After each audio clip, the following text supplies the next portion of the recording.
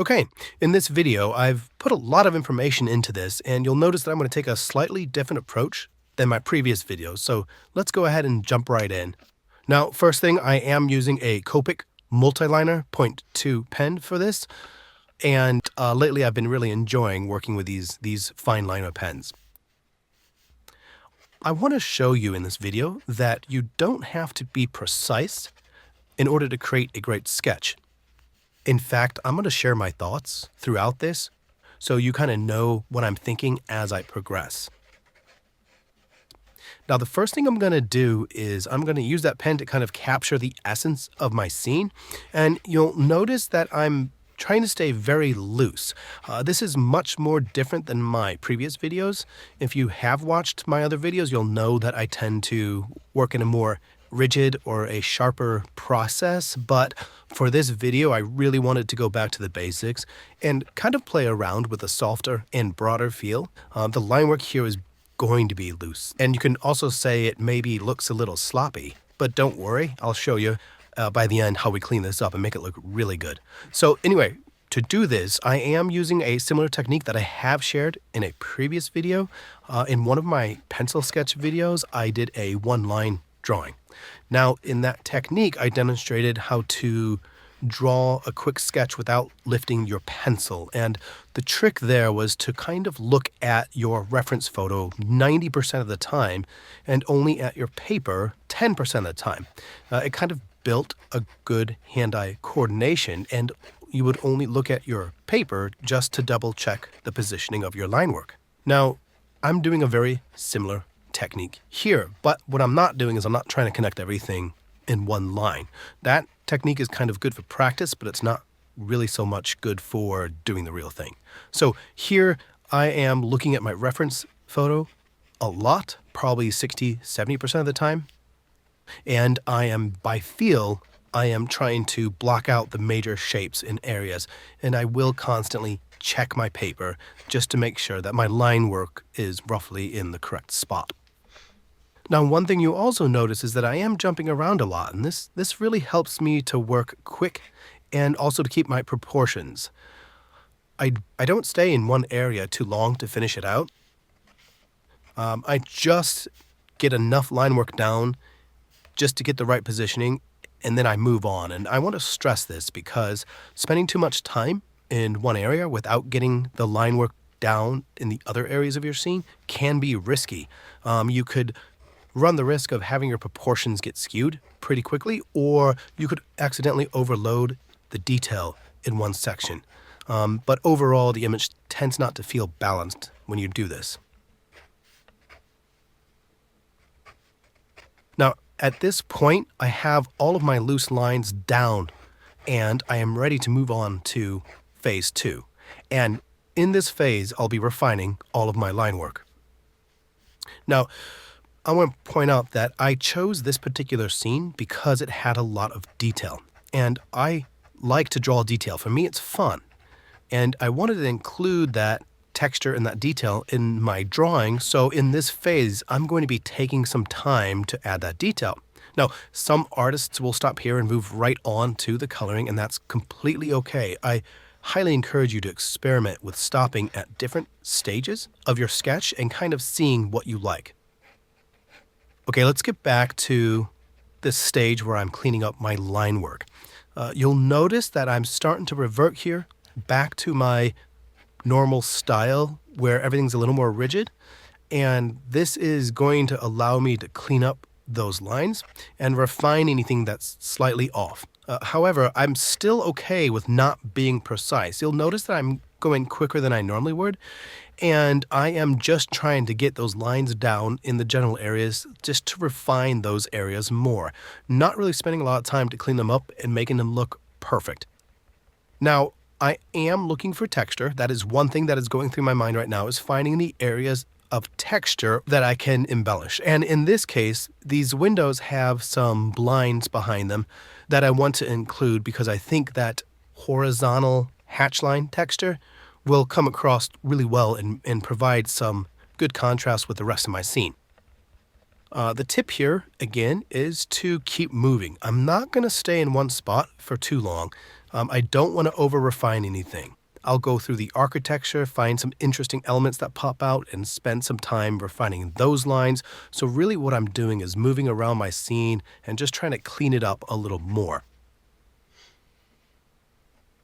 One thing I want to point out is that going through the first step of getting all of that loose line work down gives me this framework, this skeleton of a sketch in which I am able to draw within. So because all of my loose line work and proportions and perspectives have been planned out, it's much easier for me now to draw on top of this loose sketch with my more rigid, more refined lines and kind of push my sketch into something with a little more detail. I like this phase of sketching when I'm using this type of process because I don't have to be so precise about where I'm adding my lines. That skeleton sketch is doing all the work for me. So I'm just using the existing line work to help me add refinement. Okay, now I want to talk about the stonework that I'm adding here.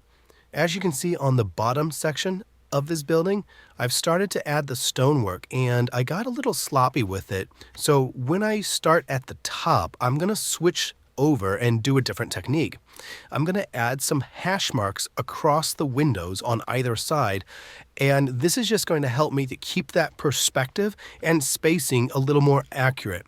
Now, once I've added all of my hash lines, I'm going to go back through and connect every other one in a staggered pattern. Now, this stonework detail I thought was really interesting on this building, and I wanted to make sure to capture it. I also knew that if I rushed it, kind of like I did at the bottom, it would come out a little awkward and it wouldn't look how I wanted it to. So I did take the effort to go a little slower and make sure that I captured the essence of that stonework the second time up on the top. Now, one of the things about sketching is that it's really up to you as the artist on what detail you include and how much of that detail you want to include in your sketches. I mentioned earlier, but I highly recommend experimenting with different stages of detail. For example, commit to drawing a sketch that has low detail. Don't overwork any areas. Just try to keep moving on and progressing in your sketch. Then, as another exercise, try that exact same sketch, but this time work in a lot more detail. By trying the same sketch multiple times at different levels of detail, you kind of start to train your eye to learn what detail works and what detail doesn't. So when you start to move on and sketch other scenes, it's almost automatic knowing what detail to include. Now, speaking of details, you'll notice that as I address the windows, I'm moving pretty quickly and not really spending a lot of time making sure that my window detail is precise and clean.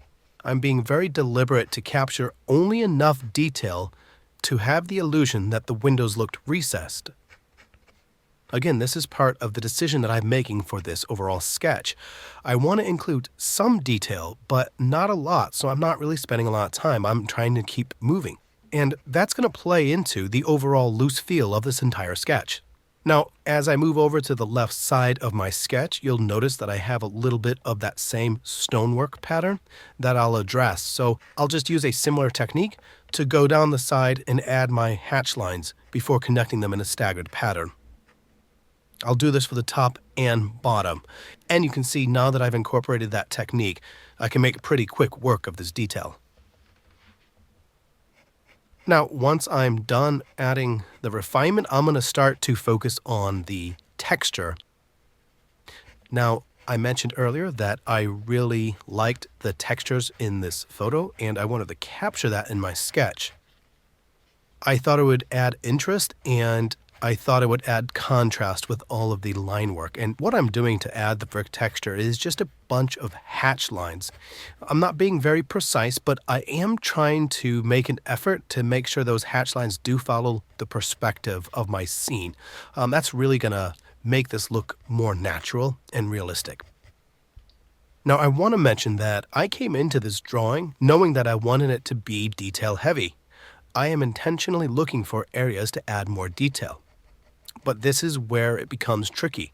I have to strike a balance of adding just enough detail versus adding too much detail. Since I wanted this to be detail heavy, what's going through my mind is that I'm looking at the overall density and tones of my sketch as I'm drawing, trying to pick up where I might have gaps, and then I'm going to look for texture to fill those in. Now, I'm also trying to balance that with not adding too much density to my artwork. I'm really trying to strike a good balance of my line work density over the entirety of my sketch. Another way to say this is that if you look at my sketch, you really shouldn't be drawn to any one area. I'm really not wanting a major focal point at this stage. It will be my colors that take care of that. Now, once I finish this up, I will go back in and start to strategically add individual bricks to sell the illusion that this is a brick texture. Now, I don't need to draw every brick, and you'll see a little trick that I do in order to capture the essence of a brick texture.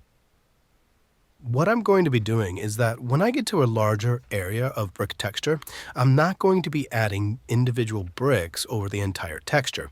Instead, I'll be focusing a lot of those lines around the edges of that surface, just implying brick texture. By doing this, I'm able to create the illusion that the entire surface has that same brick texture. This is a nice little trick that speeds up drawing all these textures. Now, there's several reasons for this. One is that the more lines that I add to my scene, the more that I risk overloading the detail and creating areas that are too dense in texture. And this has the ability to create an eyesore in my drawing. The other reason for using this technique is that it prevents me from going through what I call detail fatigue, where you spend too much time drawing the same repetitive detail that the sketch no longer becomes fun and it just feels like a hassle to get through. Now, once I'm satisfied with all of the individual brickwork, I'm going to go ahead and move over to my markers, and this is where we'll start to add coloring. Now, for coloring this scene, it is going to be a two-step process, and this is a process that I've kind of started to fall into over time, and I really like how it turns out. So the first thing I'm going to do is that I'm going to start with my shadow colors, and then after that I'll move on to the actual colors. Now, with my shadows, I am going to be building up my tones. I'll be working with three colors: a light gray, medium gray, and a dark gray, and in that order. So that means I'm going to start with applying all of my light gray tones. One thing I want to point out is that as I am adding my light gray, I can tell that my marker is starting to go dry, so I'll probably eventually get a new one here, but it's giving me enough tone that I'm fine with. And here you can see that I missed that window, so I'm going to come back and add that window detail. Now, once I'm done with my light gray, this is where I'll switch over to my medium gray, and then basically I'm going to be going over all of the areas that I feel have a medium gray tone and the areas that I feel have the darkest dark gray tone. I know I'm going to build up my colors. So I'm going to start by adding my medium gray, and then some of the medium gray here, like this sidewall that I'm coloring right now, will get an extra layer of dark gray that would really help push that contrast. Now, windows are interesting because some windows tend to reflect light better than others, and some windows tend to basically reflect nothing but black. So you'll see me use my dark gray a lot in the windows. And then also, we'll notice that a lot of the trim around the window detail is black, and I actually kind of like that because it's going to make this scene stand out even more. So I'm making sure to hit up all of the edges of the windows and to get that contrast onto my paper. And by the time we get done with the scene, you'll notice the theme that there is going to be a lot of contrast, which makes, I think, for a much more interesting image. Now, you might have noticed that I am kind of coloring in the same style as my line work. That is to say that I'm being loose. I'm not taking a lot of effort to make sure I'm covering everything. I'm letting my lines show. I'm not filling in all of the spaces, especially in the windows. This, I think, adds to the style of my line work, and it helps kind of reinforce the overall feel of the image. Now, one thing you might have noticed is that I am spending a lot of time using the medium gray color. And that is because my scene has a lot of shadows, and this is just the color that I'm using to capture the general shadow color. And also, I know that I want to capture the contrast in my scene, the contrast from all the shadows. That's one of the reasons why I felt this scene stood out to me. One of the things that I've been really working on is trying to push more contrast in my scenes. Now, I want to take a minute to talk about a trick that I've been doing that I haven't explained yet. And when I get to this window, what you're going to see me do is not fill in the entire window with the gray color. Instead, I'm going to be deliberate about making sure there's a gap between each pane. And the reason for this is that I'm using the negative space to create the illusion of a window pane. You can see that I've been doing this through the other windows in my scene. So being deliberate about taking advantage of the negative spaces can really help add to your sketch. Now, I want to point out what I'm doing here. I'm focusing on looking for the shadows on the underside of my ledges and surfaces. And since this image has a lot of different varying surfaces, this is going to be a tedious task to go through and try to add those shadows, but this really will improve the overall image. Now, one thing that is going through my head is that I know I am going to come back on top of these gray tones with an even darker gray. And that's just going to help me to add some more depth to these different shaded areas. This is really going to deepen some of the shadows and give me additional dimensionality in my sketch. Now, at this point, I want to take a moment and kind of talk to you about why I'm adding shadows first. The most important reason is that I'm using this to establish my values early on. This is really going to help me see my scene as a whole to see if it's working or not. And I can make adjustments if I need to. Now, additionally, the shadows I'm adding are helping to establish form and depth in the surfaces. Again, this is going to add extra interest to my sketch, and it gives me a clue early on if my scene has enough interest. Now, once I'm satisfied with all of the medium gray tones, I'll move over to my dark gray tones.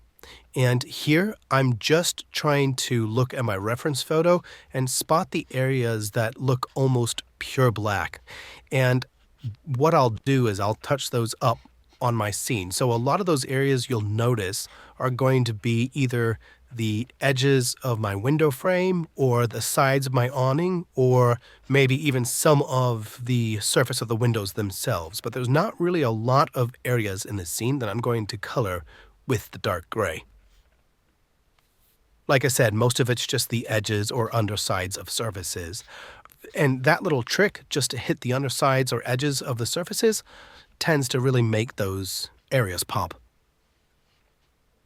Now, I mentioned this before, but I am trying to stay loose. I am not trying to be perfect with my markers. It's okay if I still make a mistake at this stage. These sketches are just for practice, and as you'll see, any mistake I make will most likely get lost when the sketch is viewed as a whole, so you don't need to fear your mistakes. In fact, even if you do make a big mistake, you learn what works and what doesn't. Don't let it discourage you from drawing. Just move forward with that new lesson.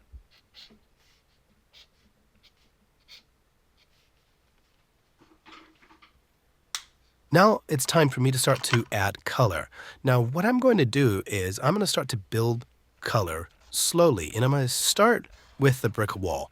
I have a warm gray color, W1, on the Copic sketch marker series, and I'm going to use that to put down my foundational tones on the building. Now, if you watched some of my previous videos, you'll know that I've started a color series where I'm starting to explore color. One of the things that I think I'm weak at, or more accurately, one of the things I'm wanting to improve at, is coloring, especially color theory and working on building up my colors with these markers.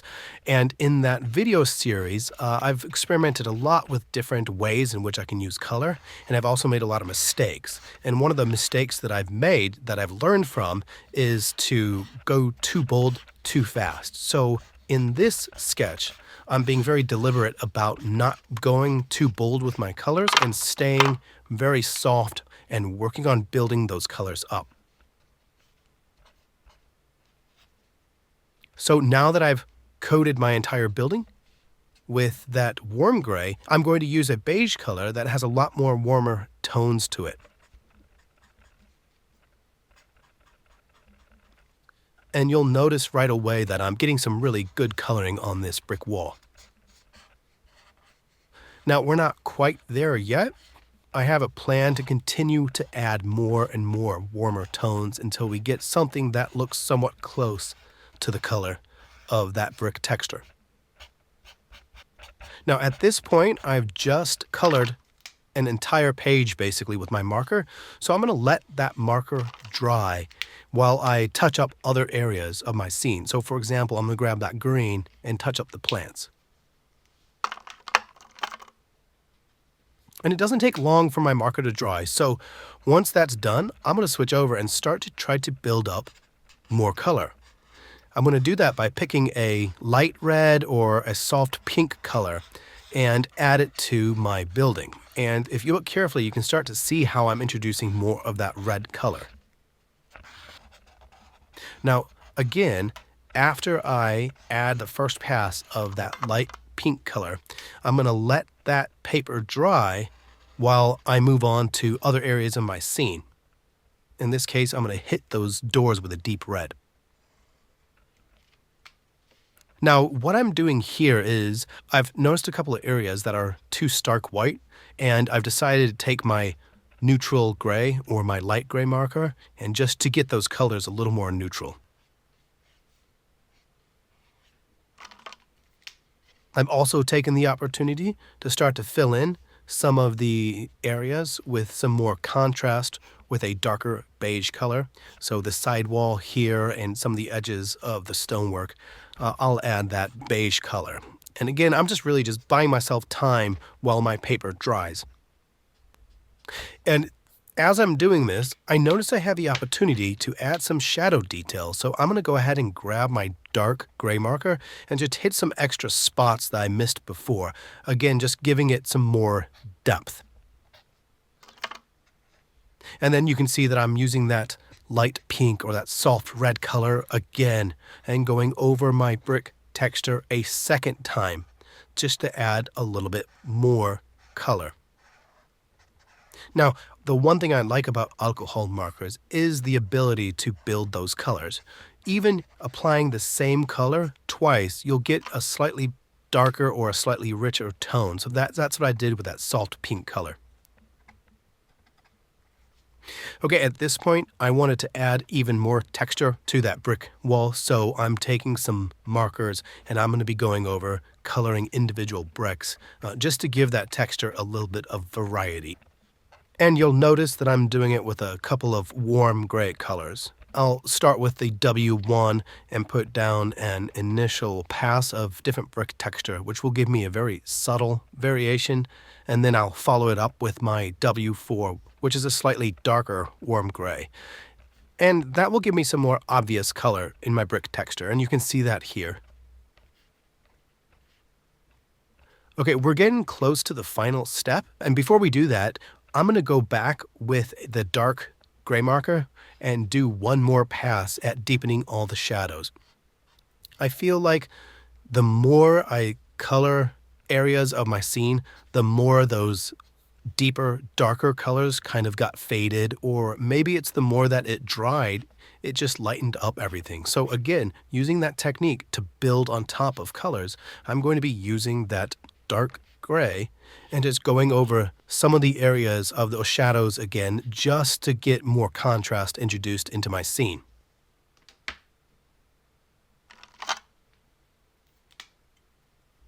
And then now when I'm ready, I'm going to move on to my final step. And honestly, this is my favorite step. I'm going to be using a deep violet blue to go over all of the major shadows in my scene. Now, I really like this trick because it adds a richness to all of my shadows. Previously, I was using a gray color, and now when I start to use that deep blue color, I feel like those shadows come alive a lot more. And it definitely introduces a lot more interest into those shadows. I'm literally trying to find every single deep shaded area that I can to use this marker so that I can get that color into those shadows. And then you'll notice that I'll go back over some of the areas a couple of times. Again, building up the same color multiple times gives me a little bit of deeper tone, a little bit of a richer tone. I really enjoyed working on this one since it was a little bit of a departure from my normal style. It was a lot of fun to go back and revisit a style that I normally don't do. I hope you've enjoyed this video, and if you haven't, please give it a like and subscribe.